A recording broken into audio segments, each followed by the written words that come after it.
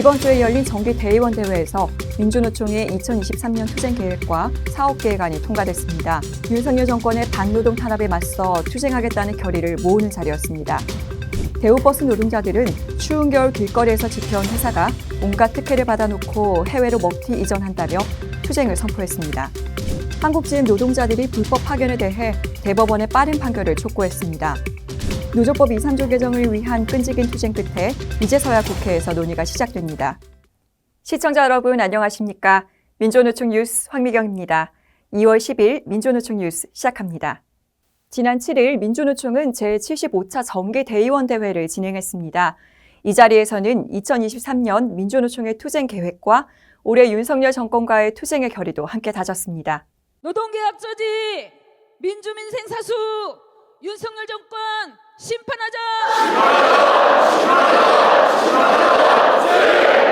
화요일에 진행된 제75차 정기대의원 대회.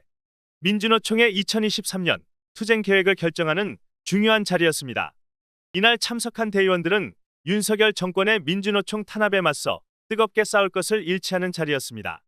총파업 시기, 정치방침 수립 시기 등에 대한 다양한 의견과 토론이 이어졌고 최종적으로는 5월 총궐기와 7월 총파업을 결정했습니다. 대의원 대회에 앞서 진행된 개회식에서는 투쟁사업장의 노동자들이 현장 발언을 했고 권영길 지도위원회 축사와 진보정당 대표들의 연대사가 이어졌습니다. 2022년 모범조직 및 모범조합원 시상도 진행됐습니다. 대표적으로는 금속노조 거제통영 고성조선하청지회와 공공운수노조 화물연대본부, 민주일반노조 에어팰리스지부 등 13개 조직이 모범조직상을 수상했고 9명의 조합원이 모범조합원상을 받았습니다. 한편 대의원대회 장소에서는 다양한 홍보부스도 열려 대의원들의 눈길을 사로잡았습니다. 민주노동연구원의 연구자료 배포, 세종호텔노조의 후원주점 홍보와 연대단체의 후원 홍보 부스가 열렸고 12구 이태원 참사, 진상규명 책임자 처벌 서명운동도 함께 진행되었습니다. 민주노총은 이번 대의원대회 결정을 기반으로 반윤석열 투쟁을 전면화할 계획입니다. 울산의 대우버스 노동자들은 2021년 정리해고를 당했다가 복직했지만 작년 7월 또다시 해고되어 날벼락을 맞았습니다. 추운 겨울 길거리에서 회사를 지키며 위장폐업 사실을 인정받았지만 회사는 각종 특혜에도 불구하고 해외 이전을 강행해 먹튀한다는 비난을 받고 있습니다. 지난 3일 대우버스 노동자들이 기자회견을 열고 회사의 해외 이전 강행에 반발하며 투쟁을 선포했습니다. 회사가 같은 그룹의 자회사에게 자산을 팔아 베트남 소재의 해외 공장으로 보냈다는 것입니다. 대우버스가 그동안 2차례 폐업과 직원들을 대량 해고한 것도 모자라 지역 경제 활성화를 위한 온갖 특혜를 받아놓고 소위 먹튀 해외 이전을 강행한 것입니다. 노동자들은 영암모자그룹이 본체이고 법보다 주먹이 먼저인 무대포식 경영을 하고 있다며 부당해고 결정 이행과 회사 매각, 고용 보장, 해외 이전 반대를 외쳤습니다. 대우버스는 국내 버스 시장에서 40% 이상의 점유율을 가진 버스 전문 생산업체입니다. 영한 자본의 자해 경영으로 울산 공장을 청산하고 해외로 이전하는 것을 방관할 것이 아니라 대우버스 울산 공장의 노동자들의 말에 귀를 기울이고 정부와 울산시가 책임 있는 자세로 문제 해결에 나서야 할 것입니다. 노동자들이 고객사와 부품사, 생계를 위해 절박하게 지켜온 회사를 이제는 정부와 울산시가 나서서 지켜야 할 때입니다. 한국GM 노동자들의 불법 파견 관련 소송이 승리로 이어지고 있습니다.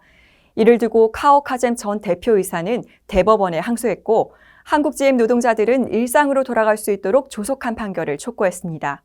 한국GM의 노동자들은 2013년 대법원 판결로 불법 파견 소송에 승소했지만 이후에도 불법 파견은 계속되었습니다. 최근 한국GM 카오카잼 전 대표이사가 불법 파견 혐의로 인천지방법원에서 형사처벌을 받았습니다.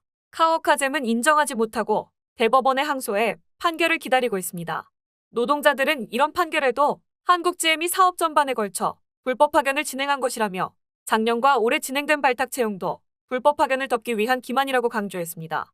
부천, 창원의 한국GM 노동자들은 회사의 불법 파견 인정과 해고자들의 복직을 촉구하며 투쟁문화제를 열었습니다.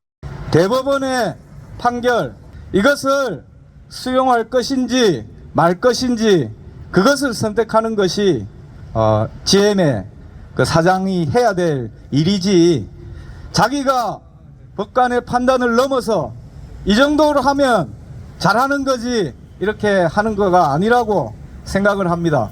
한국GM 노동자들은 법정에서 여러 번에 걸쳐 그동안의 불법 파견에 대해 승소했습니다.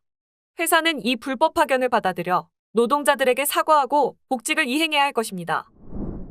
지난해부터 민주노총은 노조법 2, 3조 개정을 지속적으로 요구하고 있습니다. 끈질긴 투쟁으로 노조법 2, 3조 개정안 논의가 이제야 시작됩니다. 자세한 소식 전해드립니다. 1월 임시국회에서도 처리되지 않던 노조법 2, 3조 개정안이 이제야 국회에서 논의되고 있습니다.